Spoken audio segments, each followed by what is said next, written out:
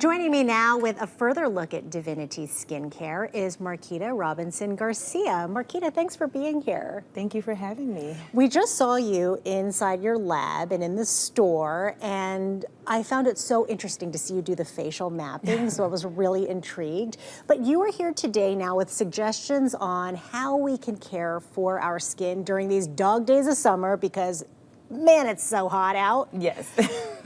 We know that sunscreen, sunblock, these are kind of obvious ways to protect our skin. But there are even hours, maybe the position of the sun that we need to be factoring in as well. Yes. Tell me about that. For sure. Still a little common sense will go a long way when protecting our skin. So being mindful not to be in the sun during the high sun hours between 12 and 4, for example. And some good old fashioned just covering up with loose fitted clothing, you know, light loose clothing, a hat. Like these things are going to be really the best ways to protect our skin from the sun. Yeah, I know that sometimes when you go out, I mean, people go on vacation, we go to the beach, we go to the pool or whatever. We are in the sun. The sun is our friend, but what can we do really to kind of set us up for best outcomes before even going out in the sun? Yes, so as a mommy of 4, okay, I have a lot more skin to protect. And my little ones, what we do is we hydrate first and foremost, and we get lots of vitamin C. Vitamin C can actually help with some natural sun protection so that your body doesn't burn or get too irritated. Interesting. It is really interesting. A lot of burns come from lack of minerals or vitamins.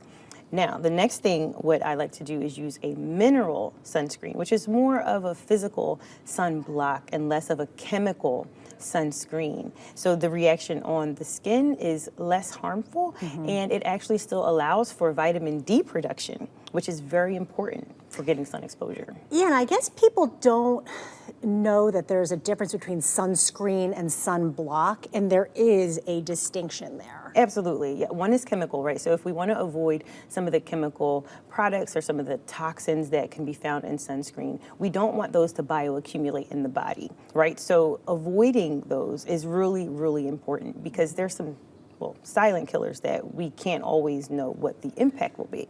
However, a sunblock is physical, so it does still go on top. It offers you protection, but then your body knows what to do with it. Okay, so here on the table we have some face oils, and this is a good way to protect your skin after coming out of the sun. And that's just as important as protection before you go out. So when you come back in, you want to now nourish the skin, rehydrate, and make sure that you're putting those nourishing vitamins and minerals on the surface of the skin. That's going to enhance the moisture barrier and ensure that your skin can naturally repair and correct. Now see, I grew up in like the 70s and 80s, and I just remember, gosh, you never put oil on your skin. You're going to clog your pores, but that really isn't true. No, not in my experience. It's actually opposite. So the oils are not going to clog your skin. It's in some of the synthetic ingredients that can clog your skin. That's what really your skin is trying to push out when you have a pimple or a zit or even eczema and rosacea. Whereas the natural ingredients, your body knows exactly what to do with them.